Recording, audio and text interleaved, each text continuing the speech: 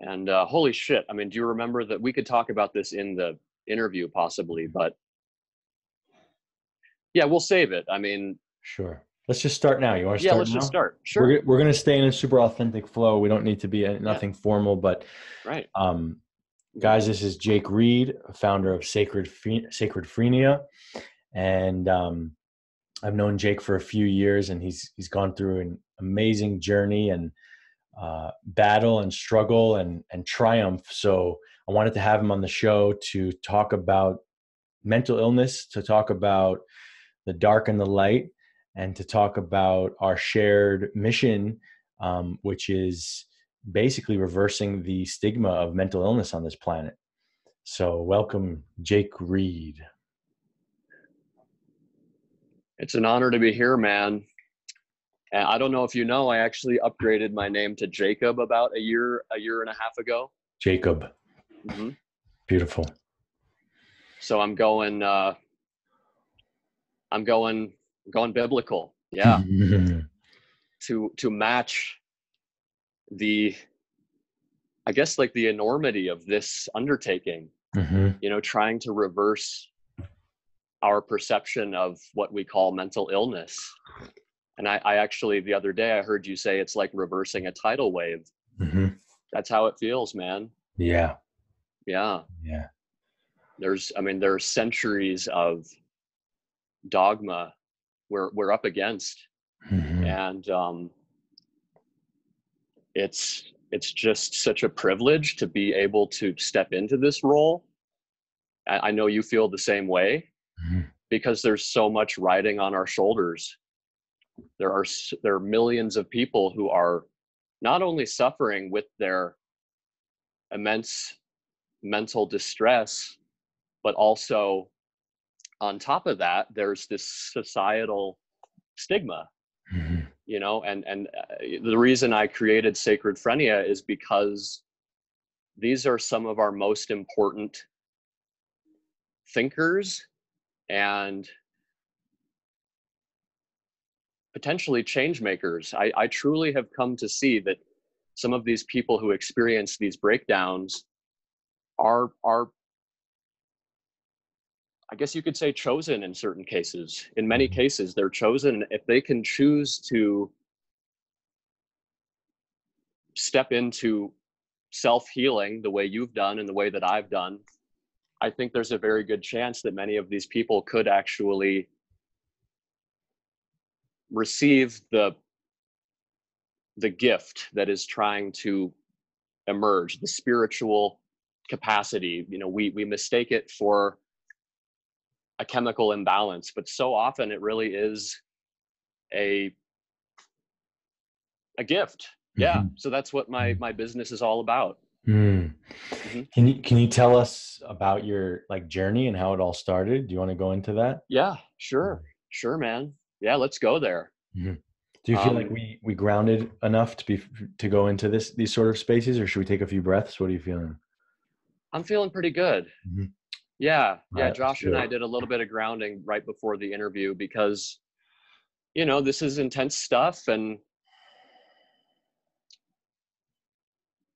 I think what we did helped. We kind of we did some breathing, and we kind of channeled our energy into the lower parts of our bodies. Yeah, so I've always been interested in spirituality. I was since I was a little kid. Anytime I experienced a trauma, even when I was very young, I would tend to turn to God, uh, you know, in my seeking comfort. Um, but I guess when I turned 18 or 19, I became interested in spirituality to such an extent that um, it almost became a little bit obsessive, and I actually I hadn't developed discernment. I wasn't aware that, I guess, it's possible to get in over your head. When you're on the internet and you're researching different esoteric topics, it's possible to get in over your head. That's really what happened to me. I mean, I started researching conspiracy theories and got a little bit involved with an online cult that was disseminating some really toxic information, some very paranoid information. It just completely disrupted my entire world. I mean, all of my psychological structures just came crashing down. I had a classic breakdown, I guess you could say. You know, I 1 minute I was doing great. I was meditating and, you know, just immersed in this world of spirituality and just, you know how exciting it is when you discover these new ideas. But you know, the next minute I was spiraling into a very, very, very dark place from which many people don't emerge. I know you've been there. I mean, it's different for each of us. But I really entered a kind of hell realm from which I was not able to escape for, you know, 5 or 6 years. It was 5 or 6 years of that panic that I've heard you describe, that adrenaline fueled panic. And I wouldn't wish it on my worst enemy. I wouldn't want to be there for 5 minutes. You know, it's like, I can't believe I spent years in that place. It completely shredded my nervous system. It completely destroyed my ability to digest food and to live a normal life. And so the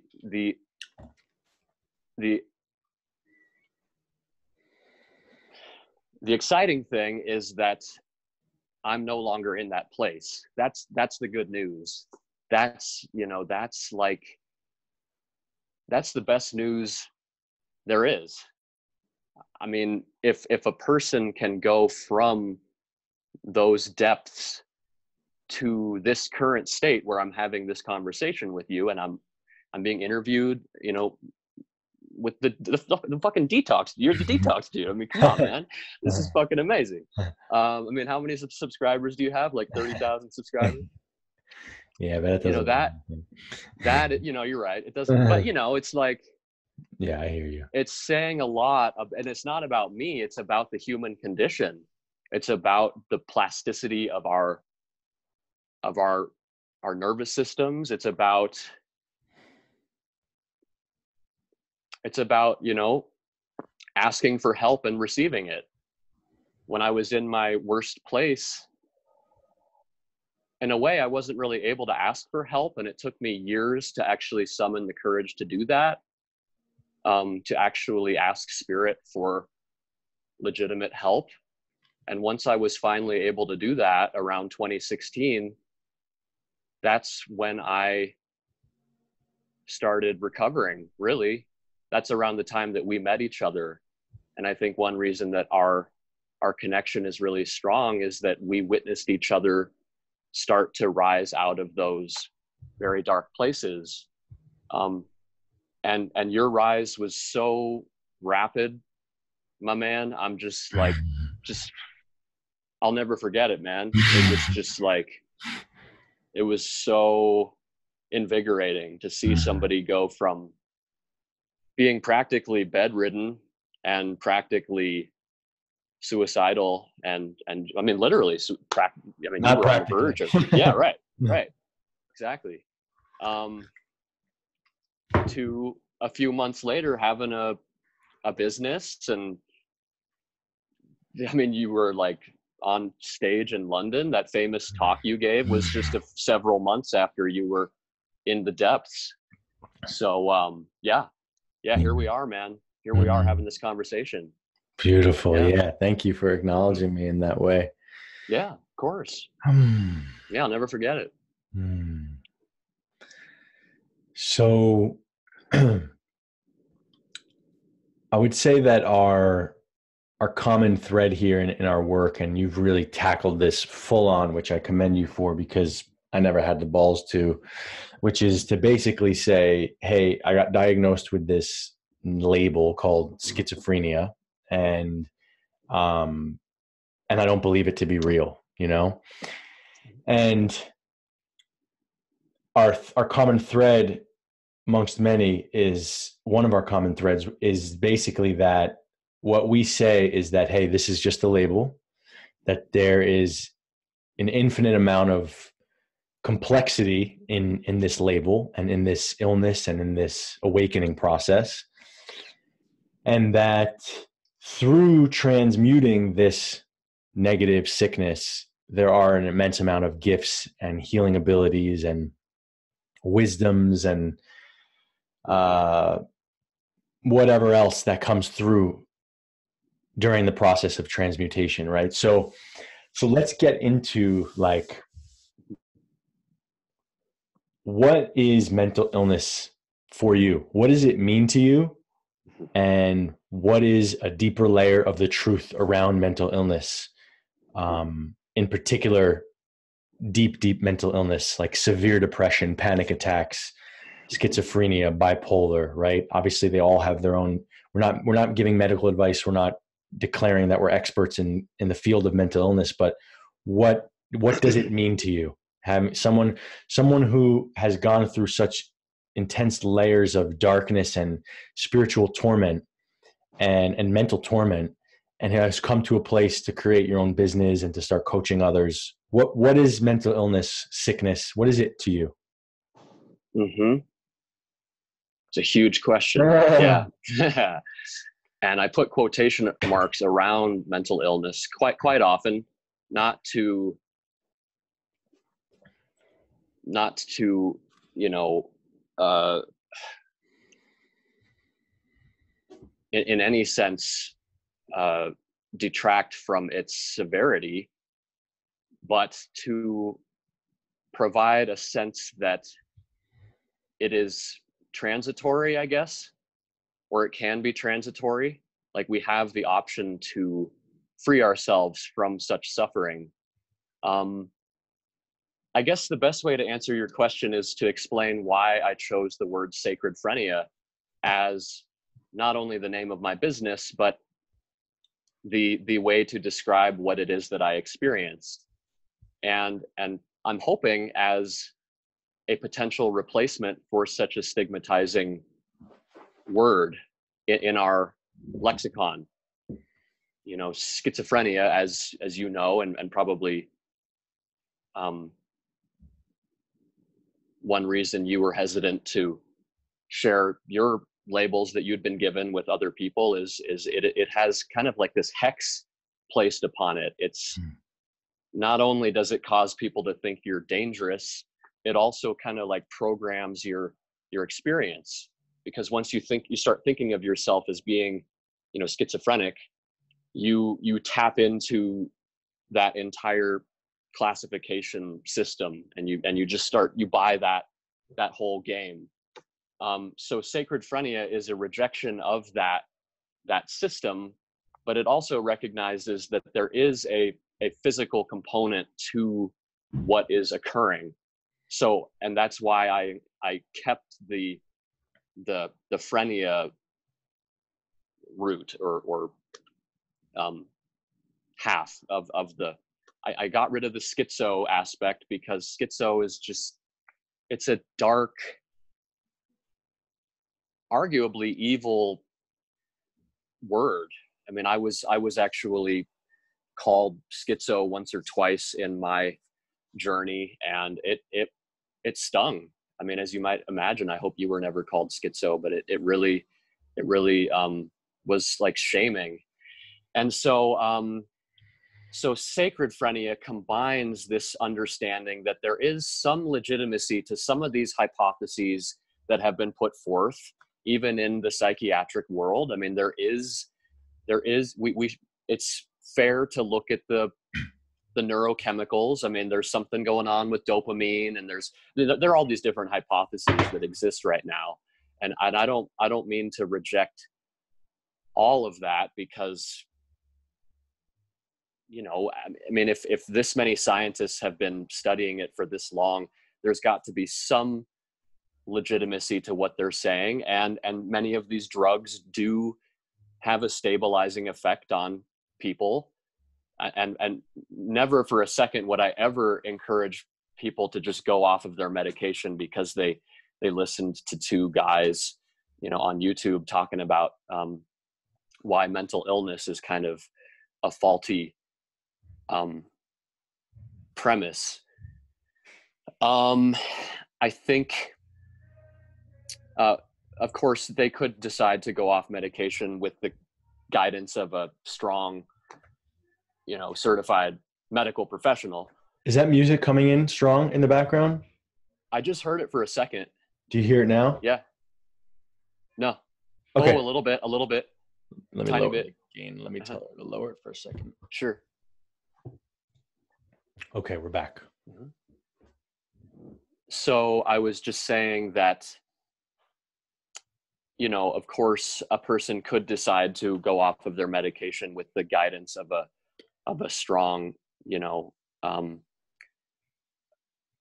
aware medical professional. But that's certainly not what I'm suggesting for a second. What I'm mainly trying to say is that these are potentially spiritual development processes, and I believe that is the nature of what we call schizophrenia, and it's true for other you know, conditions as well. You know, bipolar would fall within this category. I mean, any of these mental and emotional conditions could potentially fall in this category of, as you said, being these kind of like these forces that guide us if we allow them to unfold in a natural manner without intervening. And so that's one reason I chose the word sacred, is when something is truly sacred, a synonym for that would be like sacrosanct, which means that you don't intervene. You allow something to unfold in a proper sort of manner. And of course you want to guide that. You want to, you know, temper it with the right tools, with the right guidance and the right training, perhaps, and the right community and everything else that we're missing. Unfortunately, in our modern world, we have no idea, you know, what an opportunity exists. And so you do look at these, I mean, as you know, you look at these indigenous cultures. If you watch a documentary like Crazy Wise, it makes this very clear that it's very common in these cultures, these older ancient cultures, to view these breakdowns as opportunities. And very often these people are pulled aside and told, you know, you are special. You have a spiritual capacity that needs to be developed for the sake of our community. And it is my belief that one reason that our society is struggling so much is that we're not catching these people early enough. We're tossing them into a system that doesn't understand that these people are special. So there's so much potential for change, and hopefully that kind of answered your question. Yeah. Do you believe that for some individuals, it truly is a sickness, illness, and that it's like, even if they had all the right tools and the right set and setting, that their lifetime was meant to be spent in the realm of hungry ghosts in torment? Yeah, I mean, even in these indigenous cultures, there are people who do have these breakdowns, who are not able to escape from those realms. That's perhaps due to a number of things. I mean, it could be due to the perhaps a failure on the part of the teachers, or a failure on the part of the student. I shouldn't call it failure. I mean, that's kind of a harsh word, but of course, in a way, I do view it as a kind of sickness. There is a, as I mentioned earlier, there is a physical component to this, and the body does start breaking down when you experience this level of stress, as you know, man. Like, so, I mean, I want to be careful and not, this isn't, you know, of course, this is, we have to be very delicate here. Like, there are people who have been suffering for decades, and they may not become a shaman, and perhaps their experience is actually valuable in some other way that we don't see. I mean, maybe they're like processing collective trauma or something. I don't exactly know. I mean, my goal, my work is to help people, you know, hoping especially to catch them early on, to enable them to kind of re-enter the world and bring forth that gift that I was talking about. That's certainly what I focus on, but there may be different expressions of this idea. And as you said, it's very complex, and I've only seen my little angle. I've only seen my you know, my 10-year experience. So yeah. Mm. Yeah, you know, I feel like having gone through, you know, I give like no credence to the word. I don't even say it. I rarely even, like, I guess Right. I wonder if that means that that it has a stigma to me, or if it has power over me. But the word schizophrenia to me, it holds nothing. It's like almost like I'm like dismissive over the word. Me personally, I'm not, this is not about anyone else, and this is not advice to anyone else, but for me personally, because of what I went through and because of what I read about in the books as would be described as schizophrenia, I just completely separated from any paradigm of the Western world when I was through when I was in my breakdowns and my sickness, because I was experiencing auditory hallucinations, I was experiencing visual hallucinations, I was experiencing spiritual torment on a 24/7 basis that did not stop in my dreams. It did not stop ever. And what I realized through my journey is that it wasn't in my mind, right? So schizophrenia would entail that was all fake and that I was creating that. And what my journey has proven to me is that actually everything that I was fearful and thinking and juggling with and fighting and dancing with was actually happening.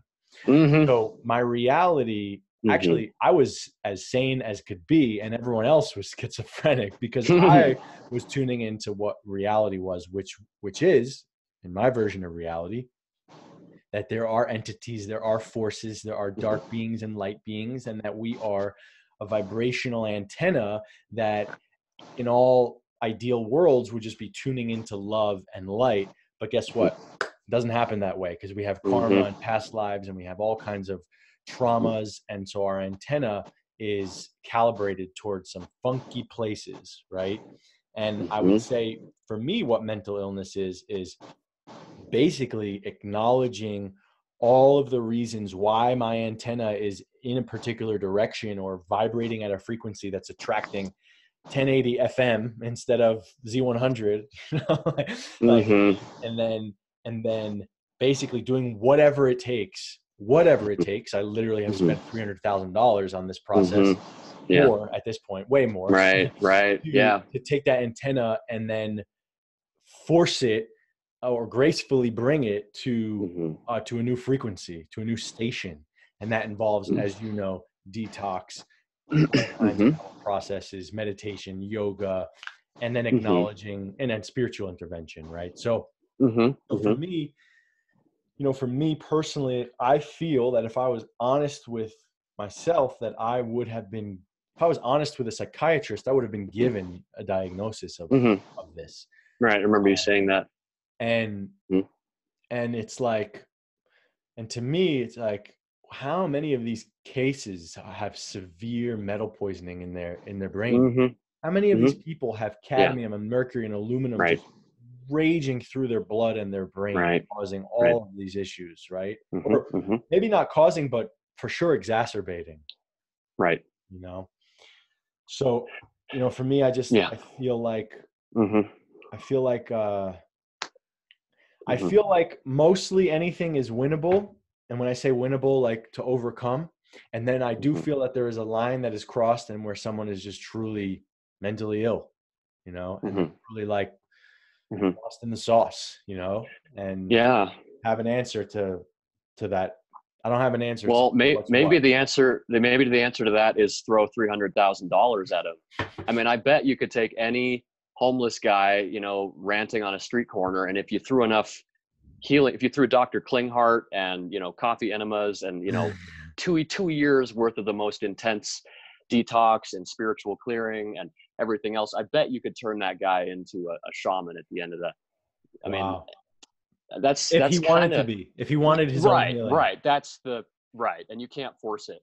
Right. But I mean, if you said, "Hey, we'll give you $200,000 to do that," I mean, it's a little bit tempting. Yeah. Um, but I like what you were saying there, man, and I do, sometimes think of, I call it sacred phrenia. I mean, I actually agree with you. I don't think we should be using the word schizophrenia because or other titles for that, diagnostic titles for that manner, or for that matter, um, because it does grant too much legitimacy to a system that has been unable to produce the kind of results that you and I are seeing. I mean, I'm not supposed to be here right now having this conversation. Mm-hmm. Like when I went and returned to my psychiatrist 3 years after I had been diagnosed, and I chose to ignore his advice. His advice was to take all the mind numbing pills, all the, Mm-hmm. all the drugs. I said no to that. I listened to my intuition, similarly to you. And when I returned 3 years later, he said he told me he'd never seen this happen. Like where I was, the world he saw me in, when I entered his office, my whole life was being controlled by aliens. Mm-hmm. I was drinking my own piss, I mean, and that's, as you're saying, like there were legitimate reasons for that. I was doing urine therapy at the time, and like, to anyone in the world of muggles, that doesn't make any sense. I don't still do that. I think it's kind of gross, and I just prefer not to do that. But at the time, you know, um, I was very tormented, and yet, as you're pointing out, I was also um, like interacting with the other side in a real way. Like these were synchronicities that were happening, and I think it's true for so many, perhaps all of these people, even the ones who are suffering from some delusions, because there are people who believe that they're Napoleon in the 1800s, on Main Street, and like there may be some way in which that is symbolically true. In fact, I'm sure that it is true. If we were able to inhabit their world, probably is true. Like they're living in more of like what you'd call a myth world compared to our world. There are more symbols. And anyway, where I was trying to go with that is that and this is such a big topic, it's easy for, I think, both of us to just kind of jump all over the Yeah. place. But it's like um those experiences, whether they are real or not, I have come to understand are the psyche's attempt to heal itself. So the psyche understands that the current, like the deep, we're talking the deep psyche. In a way, you could call it like the higher self, like the deep unconscious understands what turmoil the world is in, like how fucked up each one of us is. The deep psyche understands that. And so in an attempt to create a more divinely oriented person, it will initiate a process of like breakdown. And that can involve, you know, spiritual events. That can involve, you know, spirit has a hand in that as well. So I think if enough years play out, and again, if a person has the support that they need, including like physical support in the form of detoxification and you know, re-nourishing the body and all that stuff, I think over time we see that that person begins to enter a healthier state of consciousness than they were in before the breakdown. And that's what's beginning to happen with me. I mean, in some ways I'm a lot more frail than I was in 2010, which is when this all happened. I'm still frail. Like when we were starting this interview, I was getting nervous. You know, we had to do some grounding and stuff. I still have a long way to go, but I'm seeing now that Spirit wanted me to go through that 10-year process so I could develop that tenacity, and I could develop that patience and that compassion and all of these qualities that are now an integral part of who I am. And I know the same is true for you. I mean, like, you look at who you were prior to your breakdown. You were a fucking awesome dude. Like you were a force. Like, yeah, agreed, man. You were partying, and you were just like kind of living in your ego. And I mean, the same is true for any fucking young person, right? I mean, how, like, they don't have any experience that teaches them otherwise. Mm-hmm. So we kind of have to go through these dark nights of the soul in order to access those deeper parts of ourselves. So yeah, that's why I look at it as my biggest blessing, for sure. Yeah. What occurred to me throughout my illness and my healing is that in order for someone to be a guiding light and like truly energetically holding another individual, right? So let's say you're a coach and you're coaching a client out of a dark mental space, and I'm a coach and I'm coaching my client out of a dark physical mental space. In order to truly, there's a feeling you get when someone is on the other end of the line who knows the portals and the pathways that you're in, who knows the gymnastics, who knows the terrain that you're in mentally, physically, spiritually, psychologically, and who knows the terrain and says, hey, I've been there. I'm not going in there with you. I'm going to stand over here and I'm going to help you find the light, right? Right. There's no way to be that level of holding when you don't go through it yourself. Right. There's just no way. You can never, there's no one that who could honestly, quite frankly, who hasn't gone through deep mental illness, who I would ever entrust my like emotional issues with. Like, I would never call a friend and be like, hey man, I'm feeling really sad and tired. Like, I would just call in to get some love. If that individual was like, energetically like, sorry man, I never been there, it's just not the right person for me to call in that moment. Right. So not to say that there can't be a friend or whatever, but the point is, like, when we go through this level of fracturing and total disintegration and torment, we're able to, and come out of it, we're able to grab other people and pull them out of that terrain. And so when you say sacred phrenia, I of course agree, because this is our opportunity to heal the collective with our knowledge and understanding that we gain through our illness and our transformations, right? There's no other way. There's just simply no other way. I also like feel that it's very, it's like it's almost like taking diet advice from somebody who has been thin and jacked their entire life, right? Yeah. Versus taking diet and nutrition advice from someone who's almost died, or someone who's been massively overweight, or someone who's accomplished and climbed some sort of mountain, right? Hmm. Hmm. So similarly, when it comes to, these sort of issues, I feel like it's really potent and powerful this is how it works, right? That you take advice, you take wisdom from people who have been through the dark and gone into the light. That's why I believe that's what our Hmm. purposes are. Yeah. I believe it's important. Hmm. Yeah. Sorry there. And Hmm. and Yeah, I just man. think that it's very, very important work on the planet. Very important. Yeah. It's the archetype of the wounded healer. Mm-hmm. And I don't like to call myself a healer. I'm sure you feel the same way. It just feels too like egoic. But there's some truth to that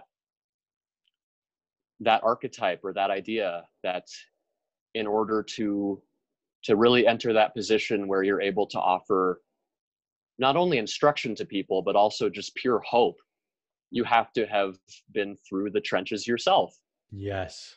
Yeah, absolutely, man. And I mean, I'll tell you, like, during my initial years, I wasn't aware of anybody who had done this.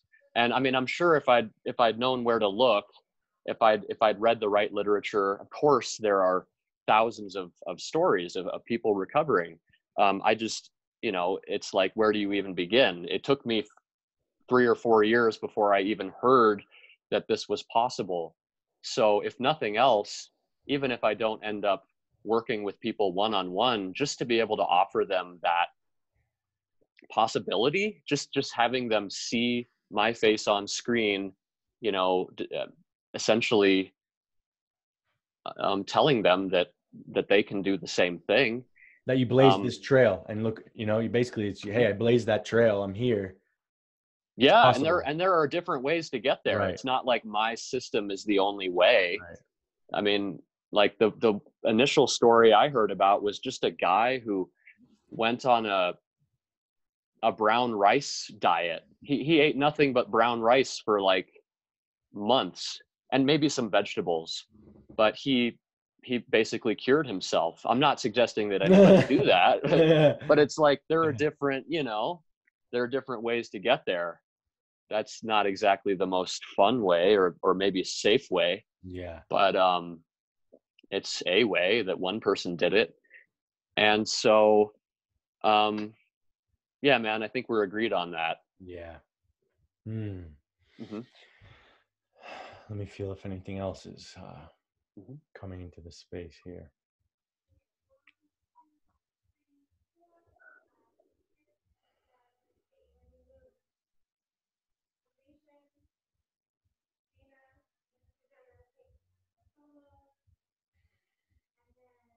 Hmm.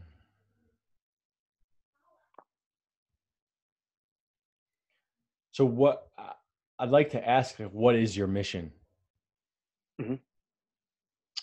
It's a good question. And by the way, I've always appreciated how you take the time, even when you're in a social situation, or you're like I went to one of your retreats, and this is a little plug for you among many, but like we were at Ecstatic Dance the first night we went, and everybody was dancing around, and it was such a great icebreaker.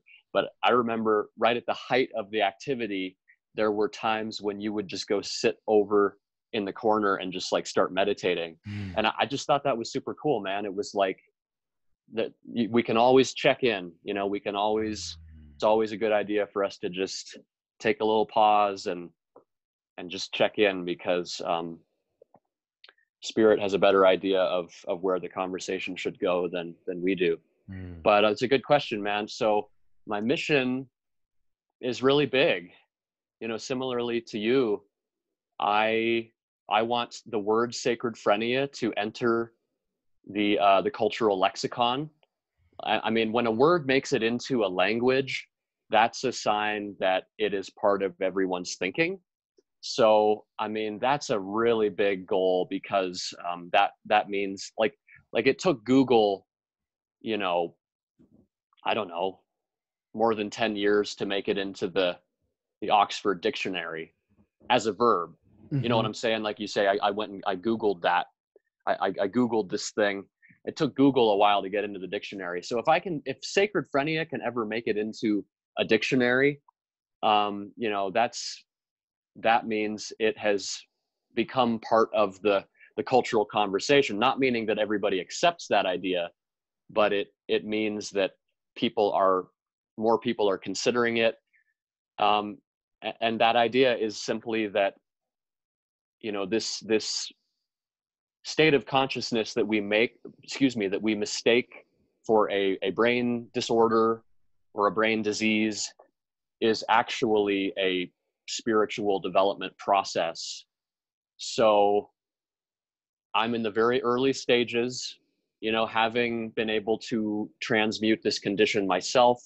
I'm now uh, entering this coach role where I help other people do the same thing. So I have a 4-month long coaching program where I take people through the pillars of what I did. You know, so month 1 is all about gut healing. Month 2 is all about trauma release. Month 3 is about spiritual clearing, and month 4 is about detoxification. And the whole idea is just to activate enough people that it becomes clear that there is an alternative route. And I'm not practicing medicine, by the way. Like I always have to be careful and say that, you know, nothing I say should be construed as medical advice. um, I'm simply teaching others, you know, what I did in order to heal. And um, there's just there's so much potential. I don't exactly know, you know, I don't know how it's going to look. I mean, you know, 5 years from now, I'm hoping that this will be a thriving movement uh, that is joining with other movements. I don't mean to suggest that I'm the only one who's you know, proposing this idea. There have been many others. You know, there was a movement called the Mad Pride movement that was very active, you know, years ago, and it seems like it's fizzled out a little bit. And there are definitely little you know, little groups of people who are suggesting this idea, but um,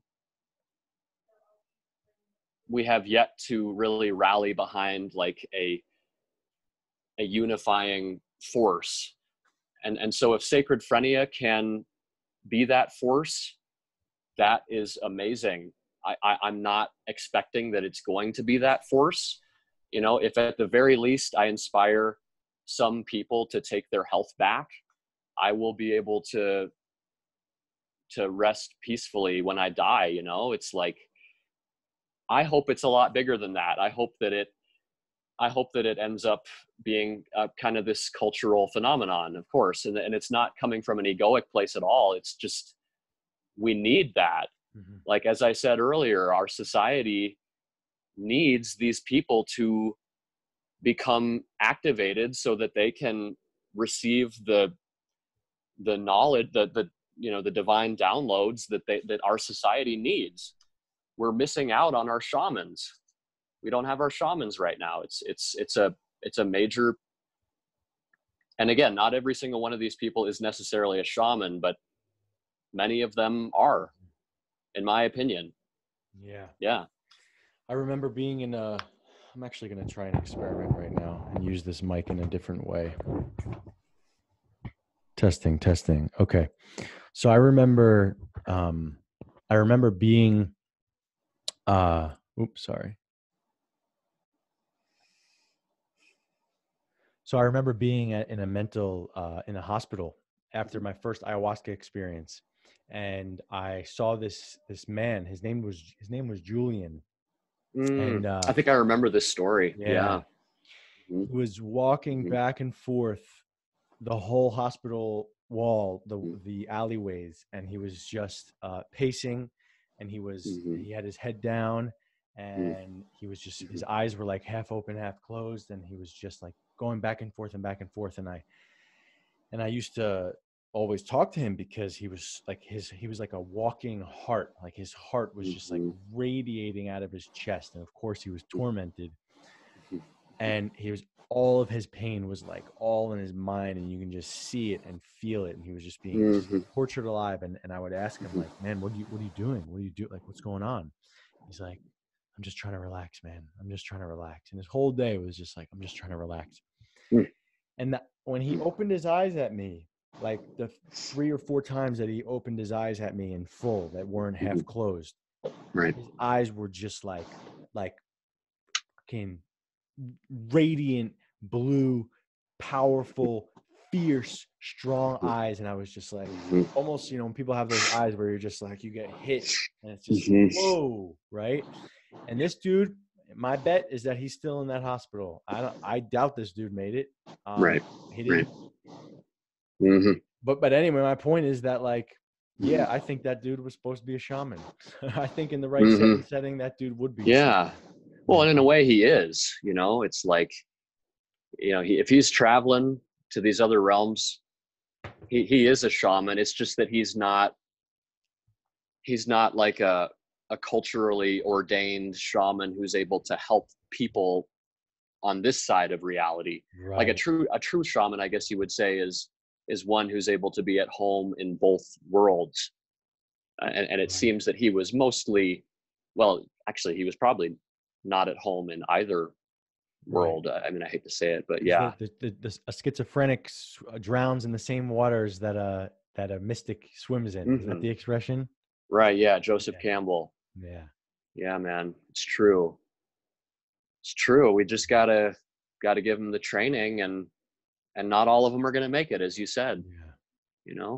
Yeah. But I mean, if only people knew. It's almost like, I'm sure you could relate to this in some way. The intensity of that type of experience is almost exceeds any other type of experience you can have. Just the pure presence that is involved in trying to relax when you're that agitated. It requires such deep focus. And I mean, it's like climbing a mountain, dude. It's like a spiritual practice, man. It's like you and I we've got it easy now. Like nothing can ever really bug me that much after what I went through. I don't get easily upset over, I mean, of course I get upset. I get stressed and nervous and everything else, but it's like not much can phase you once you've made it out of some of those realms. Yeah. Beautiful, man. So where do people find you? Where do people find you? Yeah, so you can go to sacredphrenia.com. You can find me on most of the major social media platforms, Instagram, just search for Sacred Phrenia, which is SACREDPHRENIA. Facebook, I got a page on there. I got a YouTube channel, and I've got a Facebook group that's got about 200 people in it, and it's really a nice place for anyone who is struggling, whether it's with what we call schizophrenia or something similar. It's a really safe space where people can share their story and get positive feedback, and everyone in that group understands that this is a sacred thing. So I invite anybody who really resonates with this and is wanting some support to check that group out. And of course I offer a 1 hour free consultation with anybody who wants to receive some feedback from me. I like to listen to people's stories and help them see where they're at in their healing journey. So I think it helps to just sit with someone who's been through the through the experience themselves. So, Is that your cat there? yeah, I'm dog sitting a Doberman Pinscher actually, and she just gave me a little bit of love. Yeah. Cool. Mhm. So I'll post all those links in the info description. Yeah, if you would, that'd be great, Yeah. man. And yeah, Jacob Reed, a man on a mission to basically reverse the tide and the stigma of schizophrenia. Mhm. And does that sound fair Yeah. if I put it in one sentence? To reverse the Yeah, stigma I would say, and other, and other. related quote unquote disorders. I Yeah. think, I don't want anyone who resonated with this interview who never received that diagnosis, um, to avoid contacting me Right. because they don't have that. Yeah. I would say all sickness. I would say a man Yeah, who's overcome his mental and physical absolutely. and is looking to give Yeah. that message and Yeah. mission back to the earth.